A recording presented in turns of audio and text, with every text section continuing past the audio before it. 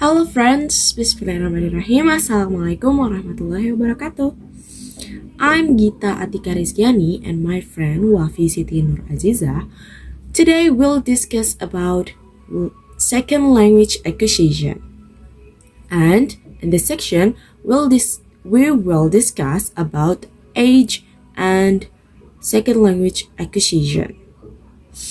Jadi teman-teman, hari ini kita bakal bahas tentang second language acquisition, about age and second language acquisition. Age, yang seperti yang teman-teman tahu, age itu adalah umur atau usia.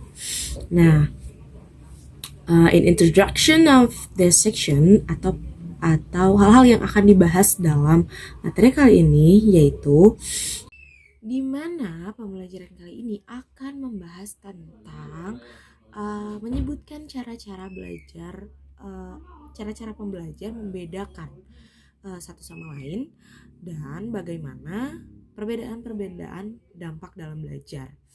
Karena ternyata usia sangat memengaruhi dalam perolehan bahasa kedua. Jadi menurut beberapa penelitian disebutkan bahwa young learners itu lebih mudah memahami second language daripada an adult. Tapi itu juga tidak menutup kemungkinan bahwa adult learner itu bisa memperoleh bahasa kedua secara lebih baik. Begitu teman-teman. Nah, kemudian materi kedua dan ketiga nanti akan dijelaskan di video selanjutnya. The third material is about age and road of auto acquisition. Apa itu? Itu adalah tentang usia dan rute dalam memperoleh bahasa kedua. Jadi teman-teman, anak-anak dan orang dewasa atau pelajar usia muda dan pelajar usia dewasa itu ternyata memperoleh bahasa kedua itu dengan rute yang sama. Maksudnya apa? Rute yang sama itu maksudnya dalam hal memperoleh grammar. Nah, meskipun ada beberapa hal yang berbeda, tapi mereka memperolehnya itu dengan rute yang sama.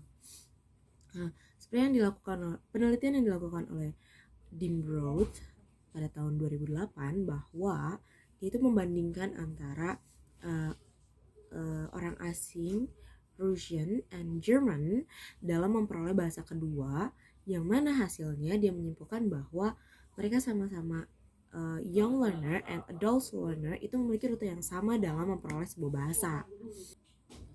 And the last one is about educational policy, atau kita sebut sebagai kebijakan pendidikan. Dalam educational policy kita membahas tentang kebijakan pendidikan, di mana usia berapa yang cocok untuk dikenalkan bahasa kedua.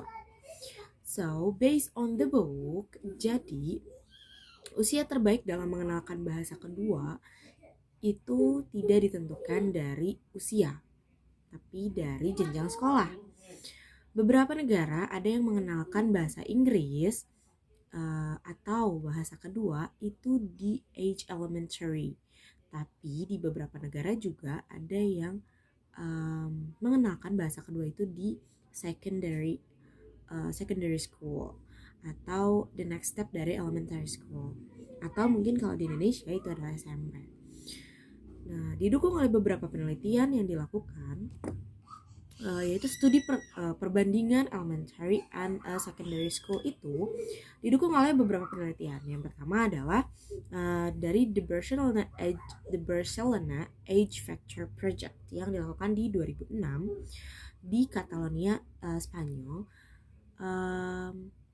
bahwa mereka melakukan penelitian jika young learners itu lebih lambat melakukan progres dibanding older learners. Dalam artian mereka mendukung bahwa older learners itu lebih cenderung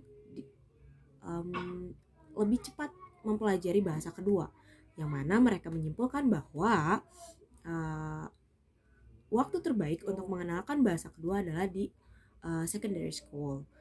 Ini juga didukung oleh penelitian selanjutnya yang dilakukan oleh Larson Hall di tahun 2008 menyebutkan hal yang sama, bahwa di umur 12-13 tahun itu belum bisa memperoleh grammar secara baik. Jadi secondary school itu lebih dia sarankan dalam mengenalkan bahasa kedua. Tapi buku ini tidak menyebutkan bahwa pengenalan bahasa dalam young learners itu lebih sulit dibandingkan secondary school.